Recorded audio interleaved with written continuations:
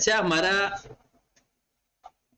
14 और 15 तो आप लोगों ने कहा जी कर लिया, लेकिन ये क्वेश्चन नंबर 16, 17 और 18 चाहे आपने कर भी लिया तो फिर भी मैंने लाजमी बताना, क्योंकि सवाल को ना लिखने का एक तरीका होता है। पेपर में जब भी आ जाए डिस्कस तो आपने अंग्रेजी में से जवाब देना है।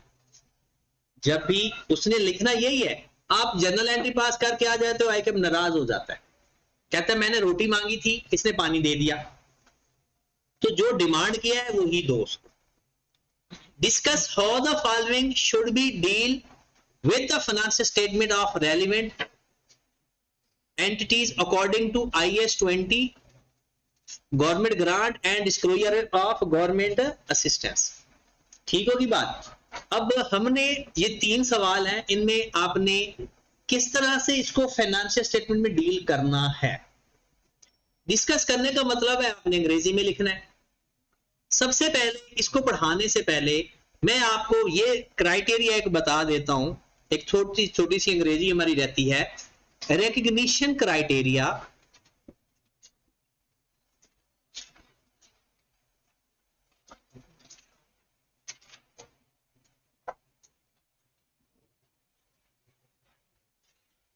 Of government grant. Recognition criteria of government grant मतलब क्या होता है रिकग्निशन का? ये हमने पढ़ा था IAS 16 के अंदर भी पढ़ा था रिकग्निशन क्राइटेरिया। रिकग्निशन क्राइटेरिया का मतलब है कब आपने गवर्नमेंट ग्रांट इसको मान लेना है। कब गवर्नमेंट ग्रांट, कभी कभी ऐसा होता है कि आपको पैसे मिल जाएं, आपने गवर्नमेंट ग्रांट नहीं मानना, फिर उसको क्या मानना है? लोन। क्या मानना है? लोन। अब ये जो लोन फाइनेंशियल लायबिलिटी है, इसको एक स्टैंडर्ड कवर करता है, उस स्टैंडर्ड का नाम है IFRS 9। लोन को कौन सी एक फाइनेंशियल लायबिलिटी को एक स्टैंडर्ड कवर करता है, उस स्टैंडर्ड का नाम है IFRS 9। और ये हमारे सिलेबस में तो नहीं है। जब भी हम लोन को रिकॉग्नाइज करेंगे तो हम लिखेंगे अकॉर्डिंग टू IFRS 9। ठीक है। हाँ जी, वो कहता है गवर्नमेंट ग्रांट कब मान लेना है कि ये गवर्नमेंट ग्रांट है, ये लोन नहीं है। तो आप लिखेंगे, वो कहता है government grant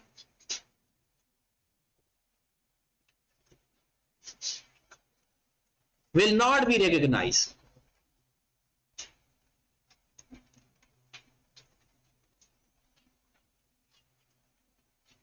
as government grant until, क्या कहते हैं कि गवर्नमेंट ग्रांट को गवर्नमेंट ग्रांट ना मानो जब तक कि the reasonable assurance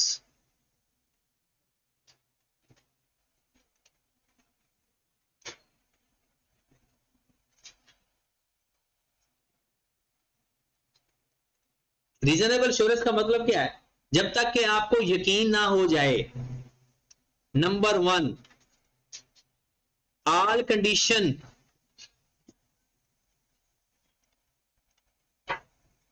should be comply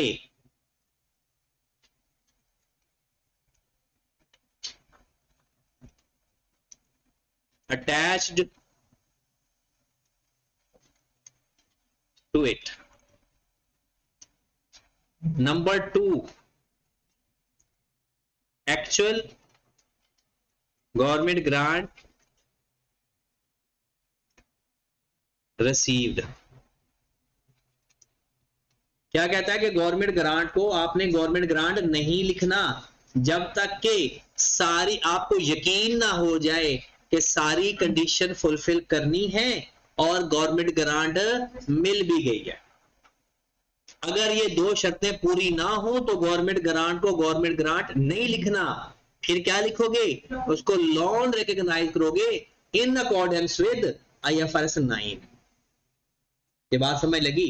ये आपके MCQs में भी आ सकता है और 2 नंबर की वो लिख सकता है कि how to recognise government grant, how to recognise government. अच्छा, ये इनिशियल रिकॉग्निशन है या सब्सिक्वेंट रिकॉग्निशन? ये इनिशियल है। सब्सिक्वेंट तो हमें पता है, या तो हम डायरेक्टली डिडक्ट करते हैं या हम सेपरेटली रिकॉग्नाइज करते हैं। क्लियर होगी बात? आपसे पूछे कि गवर्नमेंट ग्रांट को कब रिकॉग्नाइज करना है, तो क्या कहोगे? दो बातें, कि जब कंडीशन फुलफिल हो, रीजनेबल एश्योरेंस, क्या मतलब है? हमें उस टाइम यकीन हो कि हमने जो शर्तें हैं वो सारी पूरी करनी है। दूसरा, गवर्नमेंट ग्रांट मिल भी गई हो। लेकिन लिखने का क्या तरीका, जो स्टैंडर्ड में लिखा है, government grant will not be recognised if there is reasonable assurance to all condition must be comply या should be comply attached to it, या दूसरा government grant would be received. एक है इसकी ट्रीटमेंट की approaches.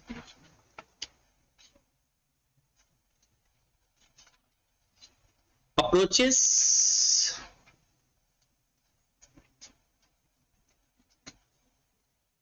To deal with government grant. Overall दो approaches हैं, एक को बोलते हैं कैपिटल अप्रोच और एक को बोलते हैं इनकम अप्रोच या रेवेन्यू अप्रोच। कैपिटल अप्रोच और एक है इनकम अप्रोच। कैपिटल अप्रोच का मतलब सुन ले पहले। वो कहता है कि आप एसपीएल में लेकर जाते हो पहले, यानी इसकी वजह से हमारा एसपीएल चेंज हो जाता है ना, या तो हमारी डेप्रिसिएशन कम हो जाती है, या फिर हमारा अदर इनकम आ रहा होता है कि ना। थोड़ी देर के लिए ये बंद करते हैं जी। हम गवर्नमेंट ग्रांट को कैसे डील करते हैं? या तो एसपीएल के अंदर डेप्रिसिएशन कम कर देते हैं, डायरेक्ट डिडक्शन, या फिर दूसरा काम क्या करते हैं, या अदर इनकम में ऐड करते हैं। दोनों सूरतों में हमारा एसपीएल अफेक्ट हो रहा है, दोनों सूरतों में हमारा एसपीएल। वो कहता है या तो आप ऐसा करो कि एसपीएल को अफेक्ट ही ना करो, डायरेक्ट इक्विटी में जाकर लिख दो, कैपिटल में जाकर ऐड कर दो, ना जाओ एसपीएल के अंदर। इसे बोलते हैं कैपिटल अप्रोच। कैपिटल अप्रोच क्या है? Not route with SPL, directly add in equity. Direct जाकर इक्विटी में ऐड कर दो, एक्सपेंस माइनस कर रहे हो, इनकम बढ़ा रहे हो, अल्टीमेटली इक्विटी को अफेक्ट होना है ना, तो जाकर डायरेक्ट इक्विटी में प्लस माइनस कर दो। दूसरा है कि रूट विद एसपीएल, कि जिस तरह हम करते हैं। कहता है कैपिटल अप्रोच के क्या कहता है कि डायरेक्टली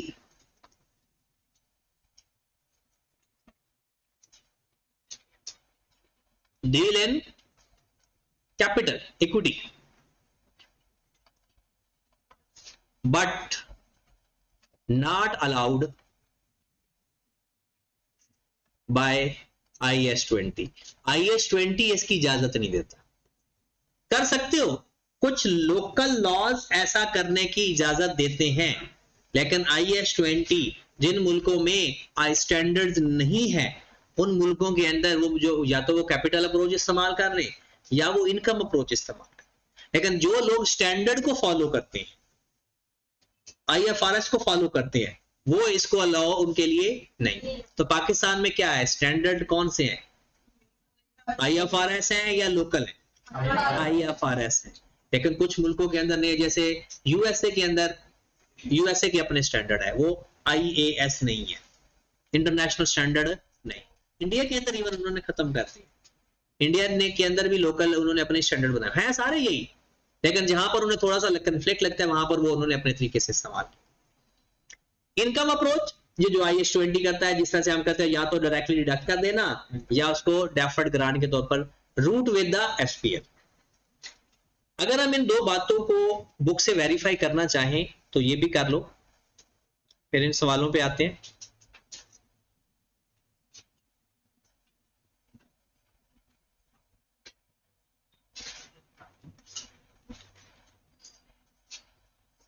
ये मुझे लग रहा है पेज नंबर 4 है। पेज नंबर 4 पे आइएगा।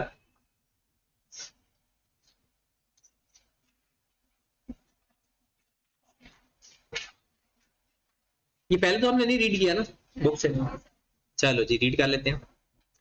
Government grant including non monetary grant, ये पता है आपको नॉन मॉनिटरी ग्रांट भी गवर्नमेंट ग्रांट ही होती है, और उसको किस पे लिखते होते हैं, ये उसने कॉमा में लिखा हुआ है, ये ना भी लिखे तो काम चल जाएगा। Government grant including non monetary grant shall not be recognised, वो कहते हैं इसको तो रिकॉग्नाइज नहीं करना until there is reasonable assurance that the entity will comply with the condition attaching to them and the grant will be received। ये है हमारा recognition criteria। ओके की बात, आगे चलते हैं। नॉन मॉनिटरी ग्रांट हमने पढ़ लिया हुआ है। Approaches, capital approach, income approach. Under the this approach grant recognised outside SPL directly in equity, कहते हैं एसपीएल में नहीं लेकर जाते, बारो बार ही इक्विटी के अंदर डायरेक्ट ऐड कर देते। But IS-20 does not allow this approach. अगर पेपर में ये कहे ना तो आपने सिर्फ इसका जवाब क्या लिखना है, IS-20 does not allow this approach.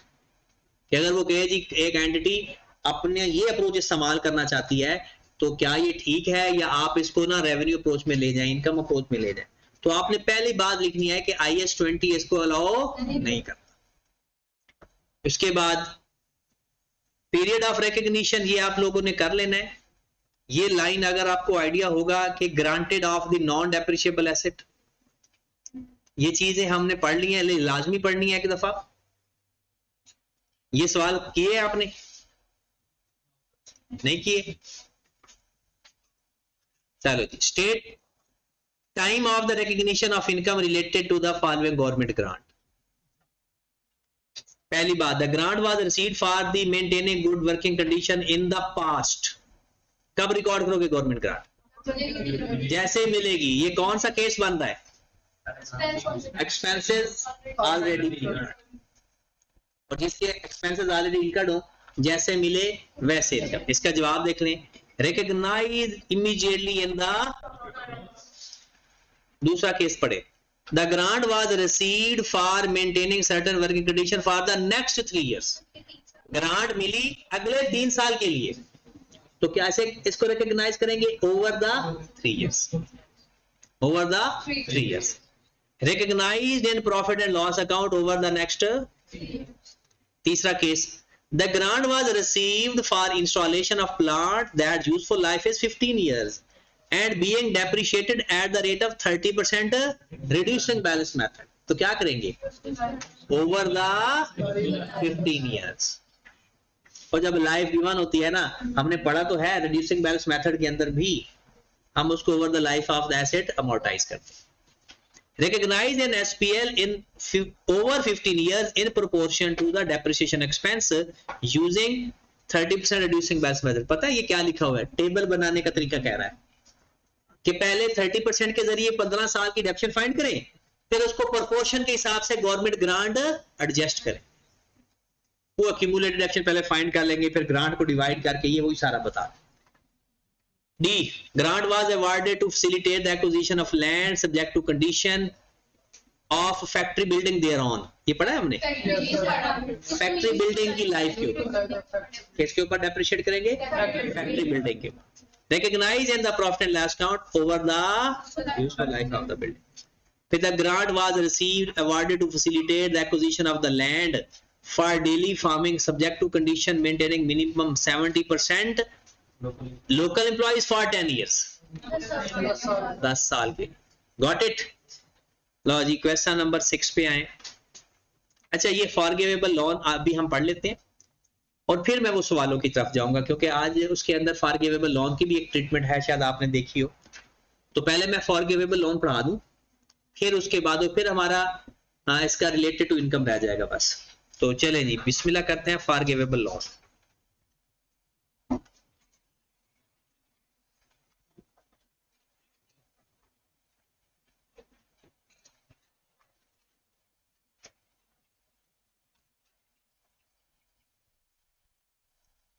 Forgivable loan.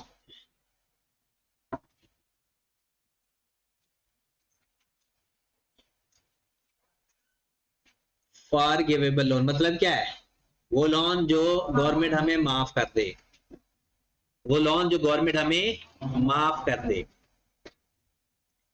जी, क्या करना चाहिए? क्या वो गवर्नमेंट ग्रांट होगी या नहीं? गवर्नमेंट हमें लोन माफ कर दे, वो गवर्नमेंट ग्रांट है या नहीं?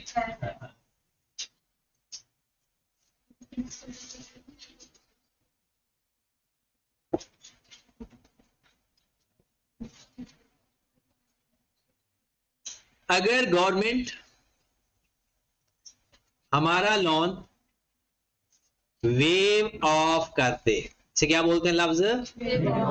वेव ऑफ कर दे under some conditions,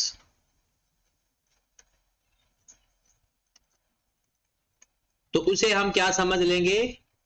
government grant. उस लोन जो हमें मिला है उसको हम समझ लेंगे गवर्नमेंट ग्रांट। बट वो जो कंडीशन है उसके लिए क्या होना चाहिए? Reasonable assurance. अगर रीजनेबल अश्योरेंस नहीं है तो क्या करोगे? उसको फिर लॉ रिकॉग्नाइज करेंगे इन अकॉर्डेंस विद IFRS 9। क्लियर होगी बात? या हमें लोअर रेट के ऊपर अगर मिल जाए लोन तो तब भी कुछ हिस्सा गवर्नमेंट ग्रांट रिकॉग्नाइज करता है। लेकिन कभी कभी गवर्नमेंट एक शर्त लगा देती है, वो शर्त देखिएगा जरा, वो शर्त देखें। गवर्नमेंट ने हमें दिया 12 लाख रुपए इस मकसद के लिए कि जनाब ना आप वैक्सीन बनाओ, कोविड वैक्सीन बनाओ। ठीक है जी, बनाना शुरू कर दिया हमने। उसने कहा कि ऐसा है, पहली बात कि आपने 2 साल के अंदर ये बनानी है वैक्सीन, और 2 साल के बाद इस वैक्सीन को 2 काम करने हैं। या तो आपने हमें पैसे वापस कर दे, पे बैक करे, रिफंड करे, या फिर जो वैक्सीन बनाई है उसका राइट हमें सेल कर दें। और राइट का पता है ना, वो फार्मूला जो बनाया है वो हमें सेल कर दें। शर्त क्या है? या पैसे वापस कर देना, या जो हम आज आपको 12 लाख रुपए दे रहे हैं या पैसे वापस कर देना, या फिर उसके राइट हमें सेल कर देना, कमर्शलाइज नहीं करना। तो ये जो हमें 12 लाख मिला है ये गवर्नमेंट ग्रांट फिर है ही नहीं।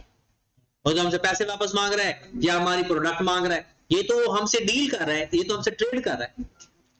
तो ये फिर जो 12 लाख दिया है ये गवर्नमेंट ग्रांट नहीं है, बल्कि ये लोन है, क्योंकि हमने उसको पैसे वापस करने हैं। अगर पैसे वापस ना किए तो उतने पैसों में जो चीज बनाई है वो बना के उसको देनी है।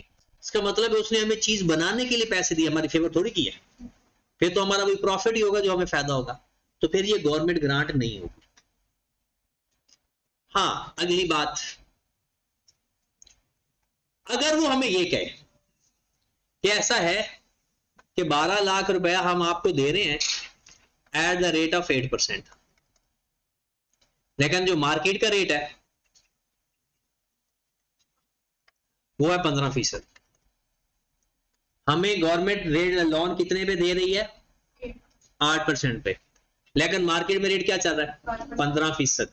मुझे बताओ हमारी कोई फेवर हुई गवर्नमेंट की तरफ से? फॉर 1 ईयर, ये भी लिख देते हैं, फॉर 1 ईयर। 1 ईयर इसलिए देख लो, फिर मैं अगले सालों पे भी आता हूं जी। मुझे बताओ कि ये जो आपको पैसे मिले हैं 1 साल के लिए, आपकी कितनी फेवर हुई है? आप बता सकते हो इस 12 लाख में ग्रांट कितनी है? कोई बता सकता है? अमाउंट फॉर्म में बताओ जल्दी से जरा, शाबाश, कैलकुलेटर निकालो अपने। गवर्नमेंट 1 साल के लिए 12 लाख रुपए हमें दे रही है 8% के हिसाब से, मार्केट में रेट है 15%। तो बताओ गवर्नमेंट हमें कितनी फेवर दे रही है? जल्दी से बताओ, गवर्नमेंट हमें कितनी फेवर दे रही है? हाँ जी, 84,000। और वो बंदा जिसका QM पास है वो जवाब सोच समझ के देगा। जिसका QM पास नहीं है उसको कोई जंबो नहीं हो। जिसका QM पास है और उसने जवाब ठीक नहीं दिया तो फिर काम खराब। अब बताओ गवर्नमेंट हमें कितनी फेवर दे रही है? और फेवर भी कब देखनी है, आज पैसे मिल रहे हैं ना, आज कितनी फेवर हमें मिली, जल्दी से बताया हसनैन।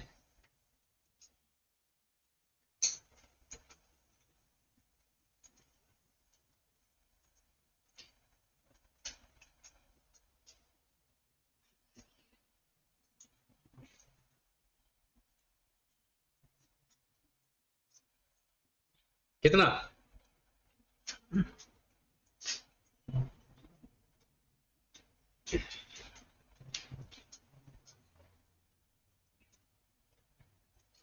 फातिमा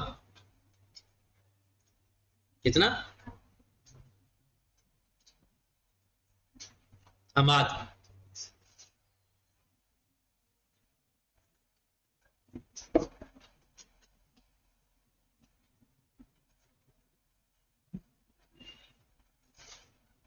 बता दो, कुछ तो बोलो। 84,000। नहीं नहीं, फेवर, हाँ वही ग्रांट, फेवर वही ग्रांट। 16941, 14,900, 16,914, 16,914 कट। सो अब आप लेकिन सोचना छोड़ देना, अब आपने 16,914 की प्रैक्टिस करनी। 73 लाओ जी, दूसरा भी मार्केट में आंसर आ गया 7304। और बताएं। हाँ तैयब, उमर, क्या जैब नहीं आया?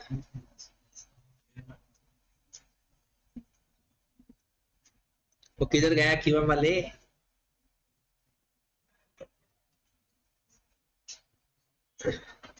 हाँ साकिब, 84,000 चेक करें जरा, देखें वो अल्लाह इधर देखें।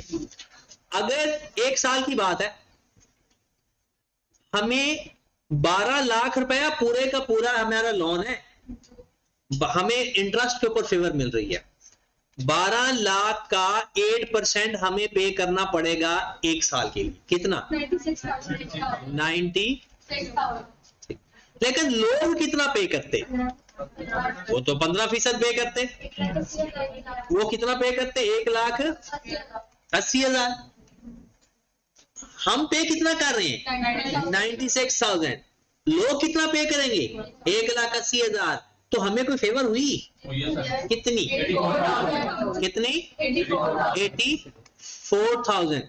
लेकिन ये जो फेवर मिली है, ये तो एग्जीक्यूट होनी है at the end of the year. कब एग्जीक्यूट होनी? वो आज ही इंटरेस्ट तो नहीं आ जाएगा ना, साल गुजरेगा तो इंटरेस्ट बनेगा ना।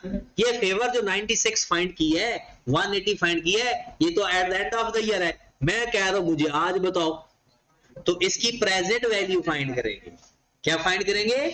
याद रखें, जब भी कोई फ्यूचर में वैल्यू पड़ी हो, उसको वापस जब लाते हैं, अब फिर मसला 8% पे प्रेजेंट वैल्यू फाइंड करनी है या 15% पे मार्केट रेट के ऊपर, क्योंकि फेवर तो हमें मार्केट रेट के ऊपर मिली है ना। तो मार्केट का रेट अप्लाई करके इसकी प्रेजेंट वैल्यू बताओ, तब पता चलेगा आपको फेवर कितनी मिली। बताओ जरा, 84,000 का 1 + 0.15 की पावर 1, कोई ऐसा फार्मूला तो आता है ना प्रेजेंट वैल्यू का? 704 इतनी हमें फेवर मिली है आज। इसका मतलब है जो आपने 12 लाख दिया है ना, वो सारे का सारा लोन नहीं है, उसमें इतनी ग्रांट है, बाकी की लायबिलिटी। इतनी ग्रांट है, बाकी की लायबिलिटी है। अगर मैं इसकी जर्नल एंट्री आपसे पूछूं तो क्या करोगे? जर्नल एंट्री अगर मैं आपसे पूछूं, यहां पर एंट्री में पास करने लगा हूं, कैश डेबिट 12 लाख,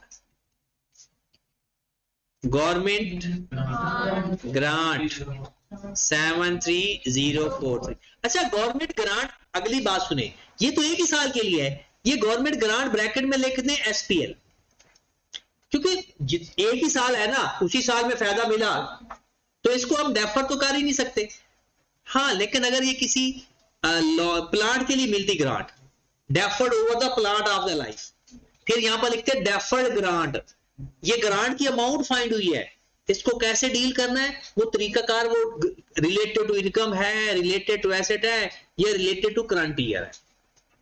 अगर रिलेटेड टू करंट ईयर है ना, फिर तो सारी की सारी उसी साल इनकम मिलेगी। अगर रिलेटेड टू एसेट है तो over the life of the asset, related to income है वो अभी हमने पढ़ना है, और बाकी जो डिफरेंस आ जाएगा वो नॉन रिकॉग्नाइज होगा। कितना 26957। वो बात समझ लगी? ये तो वैसे बहुत बड़ा कॉन्सेप्ट है इसके अंदर, ये कोई छोटी बात नहीं है, ये ऐसे ही समझाने में तो 1 मिनट लगता है, लेकिन समझने में बहुत टाइम लगता है। ये इसके अंदर कुछ छोटी, अभी भी आपको लगता है समझ लग गई है, लेकिन नहीं, कुछ भी नहीं समझ लगा आपको, बस पेपर में सवाल हल हो जाएगा, बस इतना समझ लगा आपको। इसके अंदर की बातें वो पूरा फाइनेंस है। चलो अब मुझे आप ये बताओ जरा सोच के, आपने गवर्नमेंट को पैसे कितने वापस करने, पता है आपको? गवर्नमेंट को कितने पैसे वापस करने आपने 1 साल बाद, पता है कितने पैसे वापस करने? आपको तो ये भी नहीं पता है? 12 लाख वापस करोगे? अच्छा लो जी, और बताओ कितने पैसे वापस करोगे गवर्नमेंट को साल बाद? 12,96,000। 12 लाख लोग होते तो कितना वापस करते? 13,80,000। लोग वापस करते 13,80,000, हम कितना वापस कर रहे हैं? 12,96,000। वो बात समझ लगी? चलो वो तो कहानी बात की है फिलहाल, लेकिन हमारी लाइबिलिटी जो है ये इतनी है, क्योंकि 12 वो जो इंटरेस्ट इसके अंदर, क्योंकि आज हम जब एंट्री पास कर रहे हैं तो तब तो इंटरेस्ट एक्रू नहीं हुआ ना, तब तो वो हमारी अभी लाइबिलिटी नहीं बनी, अभी तक हमारी लाइबिलिटी नहीं बनी। ओके की बात, आगे देखते हैं। कैश हमने डेबिट कर दिया, अगर पेपर में सवाल आ गया तो पहली एंट्री तो आपने पास ही यही करनी है, फर्स्ट एंट्री। अगर इसका आ जाए डिस्क्लोजर सॉरी एक्सट्रैक्ट, तो ये अमाउंट आपने अपने लोन में जाकर लिख देनी है। ग्रांट का क्या करना है, ये डिपेंड करता है कि ग्रांट है किससे रिलेटेड, किसी एसेट से रिलेटेड है तो फिर डायरेक्टली डिडक्ट करोगे। ये तो अमाउंट ऑफ ग्रांट फाइंड हुई है, ये क्या चीज फाइंड हुई है? अमाउंट ऑफ, अगर रिलेटेड टू करंट ईयर है तो फिर इनकम, और अगर रिलेटेड टू एसेट है तो फिर वही डेफर्ड ग्रांट और वो डायरेक्ट डिडक्शन, वो सारी बातें। ठीक है, अब आगे देखें। लेकिन जब आप किताब पढ़ोगे ना तो आई कैप ने ऐसे नहीं किया, ऐसे नहीं समझाया जैसे मैंने आपको समझाया, तो किताबी बातें भी देखते हैं। अगली बात, यही सवाल दोबारा, वो क्या कहता है, और मजे की बात वो थोड़ा सा और स्टाइल से काम करवाता है। मैंने जैसे आपको समझाया आपको आराम से समझ लगी, लेकिन आई कैप ऐसा है ही क्या कि आई कैप बंदे को जल्दी समझ लग जाए? आई कैप को सोल्यूशन आप देखते ही हो कभी कभी, अगर आई कैप के सवालों की समझ लग जाए तो फिर तो आई कैप को आई कैप कौन कहेगा? आई कैप क्या कहता है वो समझाने का तरीका भी देख लें। आई कैप कहता है जनाब मैंने आपको 12 लाख दिया, आपने मुझे वापस कब कितने पैसे करने हैं? 1 + i⁻n फ्यूचर वैल्यू। आई कैप ने आपसे फ्यूचर वैल्यू वापस लेनी है, किस रेट पे? 8% पे। तो 12 लाख इंटू 1 + 0.08 की पावर 1, 12,96,000, 12,96,000। Got it? अब जरा ध्यान से देखें, आई कैप की कहानी समझाने लगा हूं, समझ लगी तो अच्छी बात है, नहीं तो ना सही, ऊपर वाली समझ लगी गई है, लेकिन मैं रट्टा भी तो लगवा सकता हूं, वो बाद में। 12,96,000 हमारा फाइंड हो गया।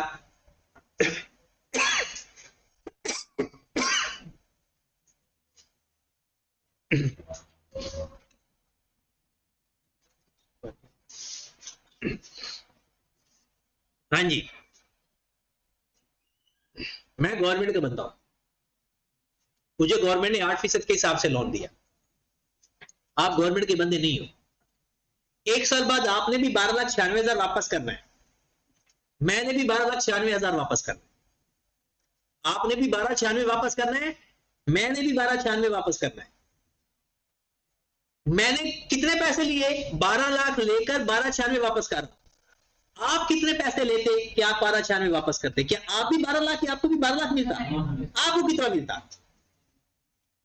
वो 12,96,000 वापस करना है साल के बाद। तो मैंने लिया कितना? 12 लाख। मैं कहता हूं अच्छा, अगर आपने भी 12,96,000 वापस करना है तो क्या आप भी 12 लाख लोगे? नहीं, आपको पैसे कम मिलेंगे। क्यों? क्योंकि आपको पैसे आपका रेट क्या होता? 15%। मेरा रेट क्या है? 8%। तो मैंने अगर 12,96,000 आपने अगर वापस करना है तो मैं ये चेक करूं कि आपको पैसे मिले कितने होंगे, डिवाइड बाय 1 प्लस 0.15 की पावर। वो पता चला ये क्या मैंने किया है? इसकी प्रेजेंट वैल्यू फाइंड करो। 11,9 ये अमाउंट पहले आपने कभी फाइंड की हुई है? ये कौन सी अमाउंट है? ये है असल लायबिलिटी। ये लोगों को भी यही, अगर कोई और बंदा पैसे लेता, उसने 12,96 वापस करते तो उसको कितने पैसे मिलने थे? 11,26,957। इसका मतलब यह है कि इतनी लायबिलिटी है, बाकी गवर्नमेंट की तरफ से हमारी फेवर है। तो रटो लगाओ, आपको मजा ही उसी में आता है। जिस रेट पर हमें लोन मिला है उसकी फ्यूचर वैल्यू फाइंड कर लो और मार्केट रेट के ऊपर प्रेजेंट वैल्यू फाइंड कर लो, वो लोन होगा। हमारे रेट के ऊपर फ्यूचर वैल्यू फाइंड कर लो और फिर मार्केट रेट के ऊपर प्रेजेंट वैल्यू, तो ये लोन होगा और बाकी जो डिफरेंस होगा वो गवर्नमेंट ग्रांट होगा। या तो फिर ऐसा करो कि उसका इंटरेस्ट कितना बनता है, हमारा इंटरेस्ट कितना बनता है, हमारे इंटरेस्ट की यानी जो मार्केट के इंटरेस्ट जो डिफरेंस है उसकी प्रेजेंट वैल्यू फाइंड कर लो, वो गवर्नमेंट ग्रांट हो। ये बात अब समझ लगी कि पुठे तरीके से ही है ना कि अगर मैंने 12,96 पे करना है तो मैंने 12 लाख लिया है, कोई और बंदा 12,96 वापस करता तो उसे कितने पैसे मिलते? उसे 11,26,000 कुछ मिलते। इसका मतलब है मेरी लायबिलिटी इतनी है, बाकी सारा फेवर है। ठीक होगी, क्योंकि मार्केट के ऊपर अगर मुझे 12,96 वापस करने पड़ते तो मुझे कितने मिलना था? 11,26 ही मिलना था। इसका मतलब मेरी लायबिलिटी है ही 11,26। तो एंट्री तो वही है, कैश डेबिट। बस इसमें थोड़ा काम उल्टा हुआ है। उसमें पहले हमने क्या फाइंड किया था? गवर्नमेंट ग्रांट, और डिफरेंस लिखा था लोन। इसमें हम पहले क्या फाइंड कर लिया? लोन। और जो फेवर है वो हमारी है गवर्नमेंट। अब गवर्नमेंट ग्रांट की नेचर पे डिपेंड करेगा कि अगर उसी साल की है, कितनी अमाउंट है? 0.443। समझ लग गया? ये ऐसा करना कब है भला? जब लोअर रेट के ऊपर आपको पैसे मिले, जब लोअर। अब हो गया काम खत्म। अगर हमें सारे पैसे फॉरगिवेबल लोन है तो उसको गवर्नमेंट ग्रांट रिकॉग्नाइज कर लो, और उसको कैसे करो? रिलेटेड टू, अगर क्राइटेरिया सारी इनकम, वो जिससे रिलेट करता है वैसे उसको अमाउंटाइज करो। अगर हमें किसी मकसद के लिए, मतलब रीपेमेंट करने के लिए या हमें उसके बदले कुछ करने के लिए कहा, अच्छा शर्तें तो और भी लगाता है, याद रखिए। ये जो शर्त है ना कि चीज हमें बेचना, इसका मतलब है हमने उसको वापस कुछ पे किया है। ऐसी शरायत जिससे हमें उसे वापस कुछ पे ना करना पड़े, कोई और शरायत रख ले तो गवर्नमेंट ग्रांट है, हम शर्त पूरी कर दें। जब अगर वो ये कह देना पैसे वापस कर दो या मुझे चीजें राइट बेच दो, मुझे राइट दे दो उसका, तो हम उसे चीज वापस बेच रहे हैं, तो फिर ये लोन होगा, ये गवर्नमेंट ग्रांट नहीं होगा। फॉरगिवेबल लोन क्लियर है? चले तो फिर एक दफा आई कैप से वेरीफाई कर लो बस। फॉरगिवेबल लोन के बारे में अगर वो नींद नहीं आनी चाहिए आप लोगों को पढ़ते हुए। ये इसके 3 सवाल आई कैप ने दिए और फिर ये तीनों सवाल देखते हैं और फिर मैं आपको इसके ना सवाल करने का तरीका सिखाता हूं। Forgivable loan from government grant treated as government grant when, अच्छा ये याद करना है अब, आपने रटा नहीं, अंग्रेजी इस तरह से एडजस्ट करके लिखो कि सारी जिंदगी ना भूले, ऐसे याद करो। जैसे जब इसका लिंक बन जाएगा ना आपके दिमाग में, फिर ये कभी नहीं भूलेगा। जैसे अभी अभी हमने रिकग्निशन क्राइटेरिया पढ़ा है ना, आप भूल भी गए होंगे कैसे government grant will not be recognised until there is reasonable assurance, कि गवर्नमेंट के ग्रांट को कभी रिकॉग्नाइज नहीं करते जब तक कि रीजनेबल एश्योरेंस ना हो, all condition comply attach to them and government grant will be received.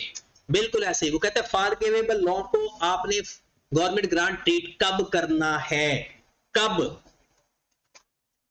वो कहते हैं when there is reasonable assurance that the entity will meet the terms of the forgiveness of the loan।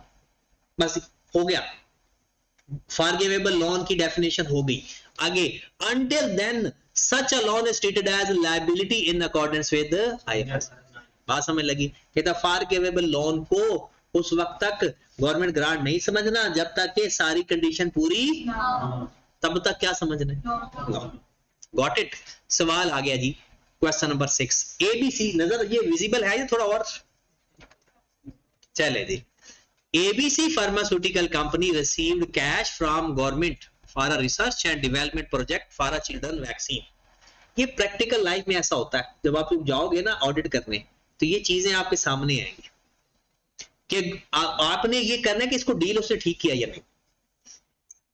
ABC pharmaceutical company received cash from government for research and development project for a children vaccine. As per the terms of the loan, the cash received from the government shall be waived। क्या मतलब है, माफ कर दिया जाएगा if the entity able to develop the vaccine within 3 years and sell it free of cost for 5 years। पहली बात कि 3 साल के अंदर अंदर वो पूरी करे और 5 साल तक फ्री भी दे। गवर्नमेंट ग्रांट तो है ये, क्योंकि गवर्नमेंट हमसे वापस कुछ नहीं मांग रही, लोगों की भलाई के लिए काम हमें सब्सिडी दे रही है, ठीक है। अब अगर हमने 3 साल से ज्यादा टाइम लगा दिया तो ये लायबिलिटी होगा। अगर हमें रीजनेबल एश्योरेंस है कि 3 साल से ज्यादा टाइम लगेगा, जो पैसे मिले हैं ना ये हमारी लायबिलिटी है, ये गवर्नमेंट ग्रांट। और अगर हमें ये लगता है कि अगले 5 सालों में हमने फ्री नहीं बेचेंगे तब भी ये गवर्नमेंट ग्रांट नहीं है, तब भी ये क्या है। अच्छा ऐसा क्यों होगा, हमें तो इतने पैसे मिलते हैं, हो सकता है हमें बेच के ज्यादा पैसे मिल जाए तो फिर गवर्नमेंट ग्रांट को वापस कर देंगे। अगर हम फ्री में देते हैं और अगर हमें ऐसा लगता है कि फ्री में बेचने से हमें ज्यादा फायदा है क्योंकि गवर्नमेंट ने हमें पैसे दे दिए, तो बेचो फ्री में, नहीं तो फिर वापस कर दो पैसे। अब अगली बात, सबसे पहले जब आपने इसका जवाब देना होता है ना, फारिग एक लफ्ज लिखना है रीजनेबल एश्योरेंस, कि रीजनेबल एश्योरेंस है या रीजनेबल एश्योरेंस नहीं। अगर रीजनेबल एश्योरेंस है तो ये जो लोन आपको मिला है ये क्या है, गवर्नमेंट ग्रांट। और अगर आपका रीजनेबल एश्योरेंस नहीं है तो ये लोन जो मिला है वो आपका। अब इसका जवाब देख लें, This is forgivable loan as the repayment shall be waived off under the prescribed condition। ये उसने कंडीशन बता दी पहली 2 लाइनों के अंदर, ये तो किताब से वो सवाल के अंदर से लिखी हुई है, ये आपको लिखने की जरूरत भी नहीं है, जवाब में ये ना भी लिखना, यहां से जवाब है if there is reasonable assurance. ये जो उसने मोटा सा रीजनेबल एश्योरेंस लिखा है वो पागल है नहीं, वो ये कहना चाह रहा है कि IAS 20 का जब भी सवाल हो, जब भी कंडीशन की बात हो तो ये लफ्ज आपने जरूर लिखना है, if there is reasonable assurance to meet the condition way for this loan shall be recognised as a. कहता है अगर कंडीशन पूरी होगी, ये सवाल है डिस्कस करने वाला। अब अगला जवाब देखिएगा जरा, however if there is expectation या reasonable assurance that it will take more than 3 years या selling the vaccine for the 5 years, there is expectation of selling the vaccine, selling का मतलब है प्राइस लेंगे, before 5 years the loan should be treated as a liability in accordance with IFRS। ये इतनी दफा paper में सवाल आए हुए हैं और आई कैप के जो रिमार्क्स देखो ना, वो कहते हैं वर्ष 3 बच्चों ने अटेम्प्ट किया, वजह अंग्रेजी लिखनी नहीं आती हम, और अंग्रेजी हम पता नहीं कौन सी लिखकर आ जाते हैं। सिंपल यही बातें लिखें जो हमने गवर्नमेंट ग्रांट में पढ़ी हुई है, सेंटेंस रट्टा नहीं लगाना, बस वर्डिंग याद रखनी है। अगले सवाल में आओ, pharmaceutical company received a cash from government research and development projected of the children vaccine loan. कहता है the cash received from the government is repayable in cash only if the entity decided to commercialize the result, कहता है अगर वो जो vaccine बना ली ना उसको बाहर बेचना शुरू कर दे तो वो पैसे वापस नहीं करेगा। आगे, if the entity decide not to commercialize the research phase, the cash received is not repayable in cash, but instead the entity must transfer the government the right of the research। तो ये फिर lawn है, क्योंकि वो हमसे वापस कुछ खुद डिमांड कर रही है गवर्नमेंट। हाँ, अगर वो कहते ना लोगों को आप ये कर देना, लोगों के साथ भलाई कर देना, वो तो सब्सिडी है, तो ये गवर्नमेंट ग्रांट है ही नहीं। वो cash receive from the does not meet the definition of, तो फिर इसको क्या लिखोगे? Loan in accordance with the cash receive from the government shall be recognised as liability in accordance with IFRS। Okay, लो जनाब, ये वाला सवाल आप लोगों ने कर लिया। लोअर रेट वाला 1 लाख आपको मिला था 5% के हिसाब से, 12% रेट था, करना आपको आप आता है। क्या तरीका कर है? 2 तरीके हैं, या तो दोनों का इंटरेस्ट फाइंड करके मार्केट रेट के ऊपर उसकी प्रेजेंट वैल्यू फाइंड कर लो, वो हो जाएगी गवर्नमेंट ग्रांट, या फिर क्या करो अपने रेट के ऊपर फ्यूचर वैल्यू और मार्केट रेट के ऊपर प्रेजेंट वैल्यू, वो होगा लॉन। जो उसका डिफरेंस होगा वो होगा गवर्नमेंट। किसका किस का डिफरेंस? फ्यूचर वैल्यू और इनिशियल वैल्यू का जो डिफरेंस होगा वो गवर्नमेंट ग्रांट होगा। क्लियर होगी बात? अब आओ जरा, ये आज सवाल सारे थ्योरेटिकल करने की इसलिए कोशिश कर रहे हैं ताकि ना ये चीजें खत्म हो जाएं। डिस्क्लोजर वगैरह कल देख लेंगे, ये भी बहुत मजे के सवाल है जी। इसमें मैं आपको सिखाऊंगा कुछ वर्डिंग कि जो आपने पेपर में लिखनी है। गवर्नमेंट ग्रांट और गवर्नमेंट असिस्टेंस में फर्क कोई बताएगा? गवर्नमेंट ग्रांट और गवर्नमेंट असिस्टेंस में कोई फर्क बताएगा? दुआ बताने लगी है, चलो बताओ। गवर्नमेंट ग्रांट क्या होता है कि जो गवर्नमेंट है आपको ट्रांसफर ऑफ रिसोर्सेज करती है for the purpose of operational activities of the, और जो असिस्टेंस होती है वो इस तरह डिजाइन की जाती है कि इकोनॉमिक बेनिफिट प्रोवाइड करते हैं, लेकिन उसमें ये वो बेनिफिट होता है लेकिन उस बेनिफिट की कोई वैल्यू नहीं होती। वैल्यू इन प्लेस, लफ्ज क्या लिखा हुआ स्टैंडर्ड में? वो वैल्यू इन प्लेस मतलब कोई कैश हमें नहीं मिलता, कोई एसेट नहीं मिलता, मशवरे मिलते हैं, नसीहतें मिलती हैं, तो कोई या कोई ट्रेनिंग मिल जाती है। वैल्यू फॉर्म में हमें कुछ नहीं मिलता। जब हमें वैल्यू फॉर्म में नहीं मिलेगा तो तब तक वो गवर्नमेंट असिस्टेंस है। हाँ, बाकी ये भी है, ये क्या कि गवर्नमेंट वो सबको प्रोवाइड करती है असिस्टेंस? नहीं, रोड बनाती है सबके लिए, वो इंफ्रास्ट्रक्चर है।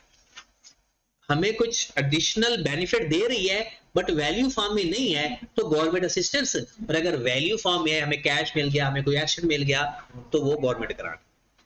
लिखा हुआ है the government makes a grant to an entity which is planning to develop teaching software for children with learning difficulties. The purpose of the grant is to help the entity to meet the general financing requirement in the initial phase.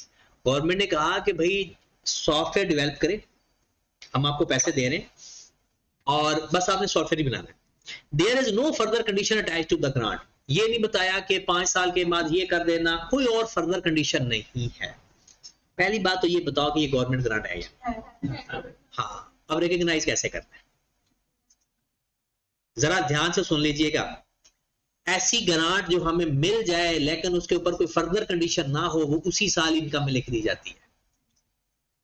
ऐसी grant जो हमें मिले, लेकिन जैसे मिली है teaching software बनाने के लिए, लेकिन उसने कहा कि यार ये नहीं कि आपने ओवर 10 साल या 15 साल ये करना है वो करना है, कोई और नहीं, वो कहता है बस सॉफ्टवेयर बनाओ यार।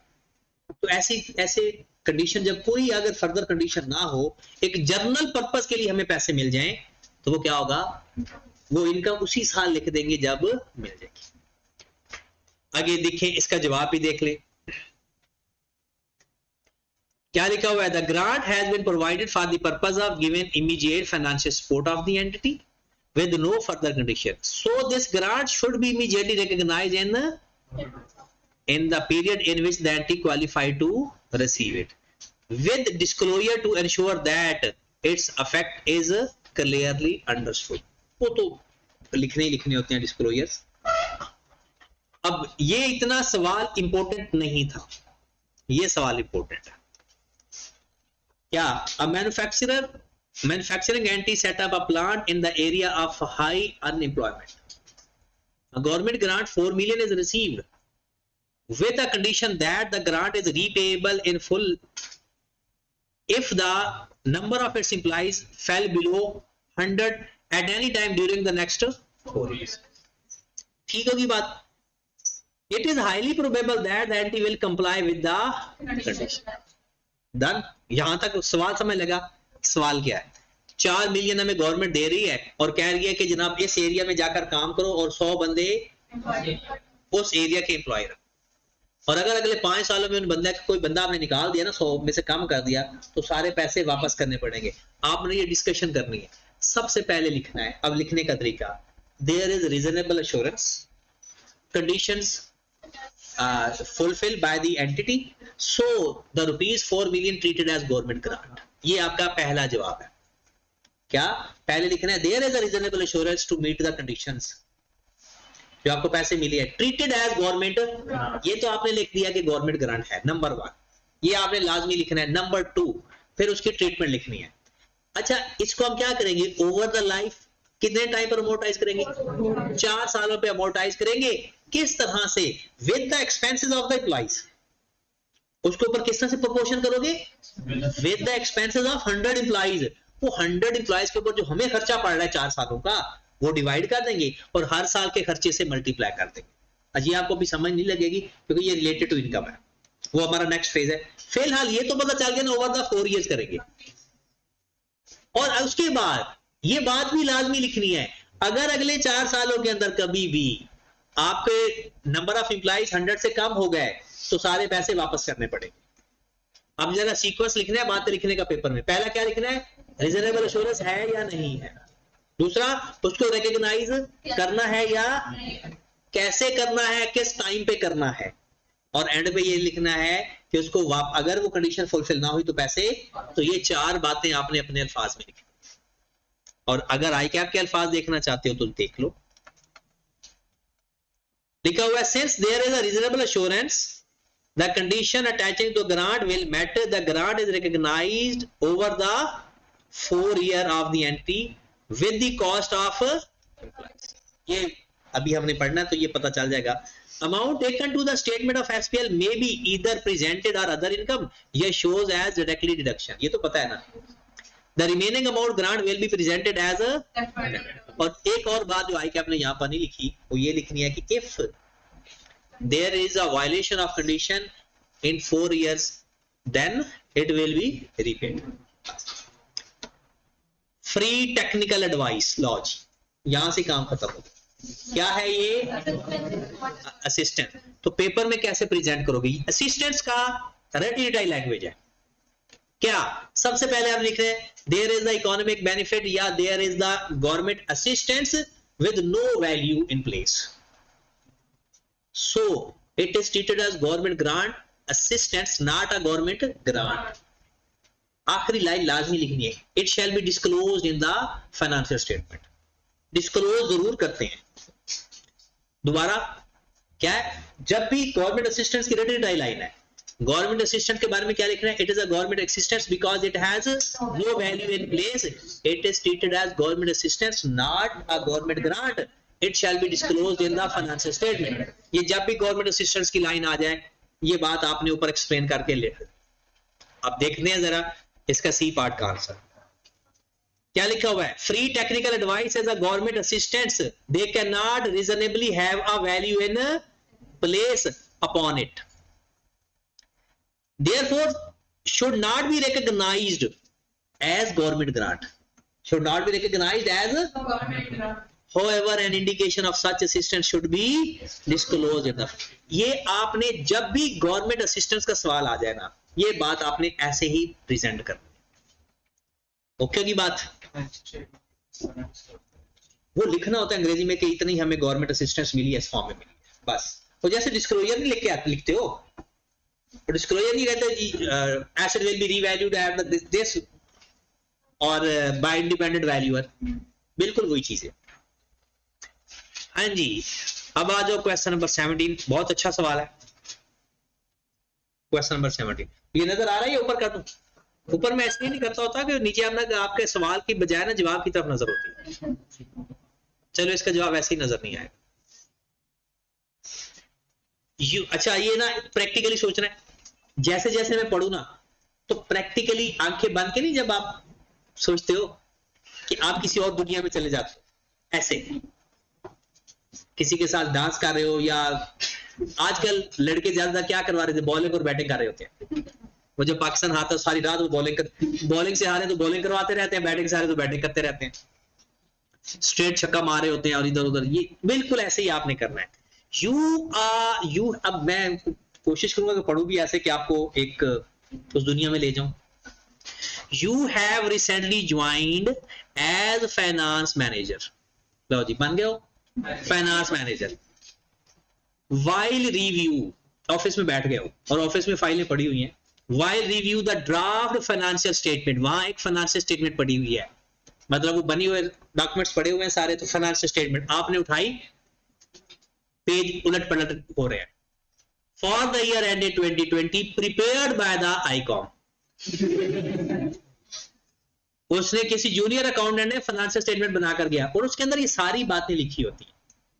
यू हैव नोटेड दैट, किस चीज को अंडरलाइन कर रहे हो? In January 2020 government allotted an industrial plot to CL at a prime location subject to the condition that CL will establish a factory। आपने देखा वहां पर एक चीज लिखी हुई थी, 1/1/2020 को गवर्नमेंट ने एक प्लॉट दिया जी, यहां पे इसके ऊपर फैक्ट्री बना लो। Done. CL constructed the factory building which was available for use 1/10/2020। CL ने उसके ऊपर फैक्ट्री बना ली जो कि अवेलेबल फॉर यूज कब है? ला जी, यहां पर IS 16 भी घुसना शुरू हो गया। IS 16 फैक्ट्री बिल्डिंग बन गई कब? 1/10/20 को। ग्रांट कब मिली थी? 1/1/20 को।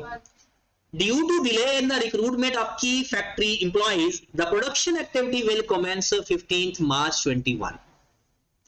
ये उसने बातें नोट की कि हमें इस कंपनी सीएल को ग्रांट कब मिली थी? 1/1/20 को। किस मकसद के लिए? फैक्ट्री बनाने के लिए। फैक्ट्री कब तैयार होगी? 1/10/20 को, और 15 मार्च को वो है available for use. Sorry, available for use 1/20 को है, 1/10/20 को एक्टिविटी स्टार्ट हो रही है मार्च के। द अकाउंटेंट, अब ये अकाउंटेंट की चीजें देखिए जरा भाई साहब की। Accountant has not recorded the land as it was given free of cost। कहता है गवर्नमेंट ने पैसे नहीं लिए तो उसने लैंड रिकॉर्ड ही नहीं की। ये क्या उसकी करतूत ठीक है? जब हमें कोई नॉन कैश फॉर्म में चीज मिले हम उसको किस वैल्यू पे लिखते हैं? मार्केट वैल्यू पे। किस वैल्यू पे लिखते हैं? उसको अमोर्टाइज किससे करते हो? पर्पस, जिस मकसद के लिए, तो किस मकसद के लिए? Over the life of the, आगे। While the factory building is still appearing in capital work in progress as production activity will commence on 15th March 21। उसको उसने ना बिल्डिंग का नाम ही नहीं दिया, उसको वर्क इन प्रोग्रेस लिखी रखा कि अभी तो एक्टिविटी स्टार्ट ही नहीं। तो क्या ये ठीक था? वो तो बिल्डिंग कब बन जानी चाहिए थी? 5 अक्टूबर को, और उसी दिन से डेप्रिशिएट होना शुरू हो जानी चाहिए थी, लेकिन उसने उसको बिल्डिंग का नाम ही नहीं दिया। क्या लिखा? Work in progress. Work in progress. अच्छा, आप कभी मैं वर्ड इस्तेमाल करूंगा वर्क इन प्रोसेस, कभी इस्तेमाल करूंगा वर्क इन प्रोग्रेस। इन्वेंट्री के लिए वर्क इन प्रोसेस इस्तेमाल होता है और नॉन करंट एसेट्स के लिए वर्क इन प्रोग्रेस इस्तेमाल होता है। ठीक है। The accountant policy of CL is carry, अब देखिए, the accounting policy carry land and building at fair value whenever printed by this। कहता discuss how these issues should be dealt in the financial statement। क्या discuss करो किस साल? 31 दिसंबर 20। लो जी, deal करने का तरीका याद रखें। जब भी कोई जूनियर अकाउंटेंट आपके अकाउंट्स बना के जाता है ना, सबसे पहले एक लाइन लिखनी है कि उसका अमल ठीक था या नहीं, उसका काम ठीक था या नहीं। पहली लाइन ये लिखनी है। पहले लिखना है कि जो treatment by the junior accountant is correct या नॉट करेक्ट। डन। अगली बात, अगर करेक्ट है तो फिर तो आगे कुछ लिखने की जरूरत ही नहीं। अगर गलत है तो फिर आपने लिखना है गलती क्या है और उसको सही कैसे करते। तो गलती क्या थी कि उसने जो पहली बात दो गलतियां यहां पर, एक IAS 16 की गलती है और एक IAS 20 की है। पहले लैंड को हमने फेयर वैल्यू पे लिखना है क्योंकि IAS 20 कहता है, और उसको अमोर्टाइज करना है over the life of the. फिर उसने जो दूसरी गलती की हुई है वो ये की हुई है कि उसने डेप्रिसिएशन ली नहीं, तो 3 महीनों की डेप्रिसिएशन भी आनी है। और उसके बाद उसने जो वर्क इन प्रोग्रेस है उसको वर्क इन प्रोग्रेस लिखा रहने दे, वर्क इन प्रोग्रेस को किस में ट्रांसफर कर देंगे, PPE के अंदर, बिल्डिंग के अंदर। तो हमने work in progress transfer to PPE या लैंड। ये बातें आपने अरेंज फॉर्म में लिखनी है। सबसे पहली बात, जब भी कोई एरर हो सबसे पहला काम लिखना है, किसी का काम चेक कर रहे हो दैट इज करेक्ट या नॉट करेक्ट। दूसरा काम, अगर करेक्ट है तो क्यों, नॉट करेक्ट है तो क्यों, फिर सही ट्रीटमेंट लिख दो, जवाब आपका पूरा हो जाएगा। और ये 5 नंबर के सवाल पेपर में आते हो। अब इसका जवाब देख लीजिए जरा। The accounting treatment adopted by ICOM are for not recording land is incorrect. आगे बात पहली पूरी, ये बात आपने लिखनी है। फिर allotment of land by government is transferred to non-monetary asset that should be considered as government, such non-monetary grant may be recorded at fair value या nominal value। थोड़े से पैसे दो तो उसी वैल्यू पे, ना दो तो उसकी fair value। डन यहां तक। as per policy fair value of the land should be assessed and reported a financial statement under the head property plant and the grant was made subject to the construction of factory, so resulting deferred income should be recognized over the life of the factory building। ये बात पूरी हो गई land वाली। अब बात करें depreciation की। The factory building should be transferred from capital work in progress to PPE। उसने तो वर्क इन प्रोग्रेस में लिखा हुआ है ना, उसको आप किस में ट्रांसफर कर दो, और अवेलेबल फॉर यूज कब है, तो further depreciation on building should be charge from the same date 1 October. ठीक होगी बात। यही सवाल अगर पेपर में अगर मैं इसके रिमार्क्स दिखा दूं ना, तो आई कैप के रिमार्क्स क्या है, कहता जी 10% बच्चों ने ये पेपर में सवाल पास किया। वजह क्या होती है, वहां कहानी लिखना शुरू कर देते हैं। कुछ लोग इसकी जनरल एंट्री पास करके आ जाते हैं। याद रखें, जब वो डिस्कस करता है ना तो लिखनी तो अंग्रेजी होती है लेकिन दिमाग में न्यूमेरिकल कॉन्सेप्ट के साथ। ठीक है, चले जी एक और अच्छा सवाल, और ये लास्ट अच्छा क्वेश्चन है इसका। डिस्कस ऑल द, देखिए लफ्ज क्या है डिस्कस। जब डिस्कस की बात आ गई, अगर वो एक्सप्लेन कहे तब भी यही करते होते हैं, एक्सप्लेन या डिस्कस कहे। The following should be deal in the current year financial statement according to IAS 20। किस साल की इनका फाइनेंशियल स्टेटमेंट बता रहे हो, कहता है जी Zero limited received a grant to set up a plant in an underdeveloped area 3 years ago। 3 साल पहले आपको ग्रांट मिल चुकी है, आज से 3 साल पहले। One of the condition of the grant was Excel will maintain minimum 200 employees during the next 5 years। हम किस साल पर हैं भला, हम किस साल पर हैं, लेकिन ये तो बात कंफर्म है ना कि हम ना पहले साल में है ना 5वें साल में, दरमियान में ही है ना। However, due to worse economic condition, Excel failed to maintain 200 employees and full grant become repayable immediately in the। अब Excel has presenting the grant statement financial statement by deducting grant in arriving the carrying amount। ये क्या कह रहा है, directly deduction. लो जनाब, इसको deal कैसे करना है, कब, जब पैसे वापस किए। अच्छा एक बात, अब कुछ ना आधी बातें सुनते हो तो मुझे ना फिर बहुत ही खुद को फ्रस्ट्रेशन होती है कि मैंने समझाया कुछ और था, आपने समझ कुछ और लिया। रिफंड का केस हो, रिलेटेड टू एसेट हो, जो मैं बातें बताने लगा हूं ना अभी, रिफंड का केस हो, रिलेटेड टू एसेट हो, तो 2 बातें आपने लाजमी लिखनी है।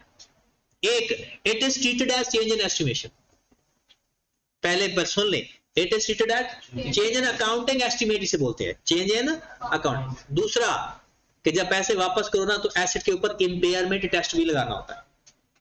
ये इंपेयरमेंट टेस्ट क्या होता है, ये IAS 36 के अंदर हमने डिटेल में पढ़ना है, लेकिन अभी याद तो कर सकते हो ना, अंग्रेजी तो लिख सकते हो। जब भी related to asset government grant के पैसे वापस करने हों, ये 2 बातें लाजमी करनी है, it is treated as change in estimation, और इंपेयरमेंट टेस्ट भी लाजमी लगाना है। और दूसरी बातें वो लिखनी है जो आप एंट्री में करते हैं। लो जनाब, जब पैसे वापस करो क्या काम करते हो, पता है आपको? कैश क्रेडिट कर देते हैं। और जितनी कम डेप्रिसिएशन चार्ज की है उसकी अक्यूमुलेटेड डेप्रिसिएशन उसी साल चार्ज करते हैं।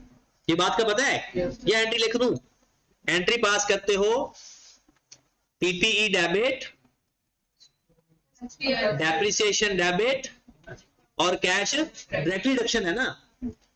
तो इन बातों को, इन दोनों बातों को आपने अंग्रेजी में लिखना है।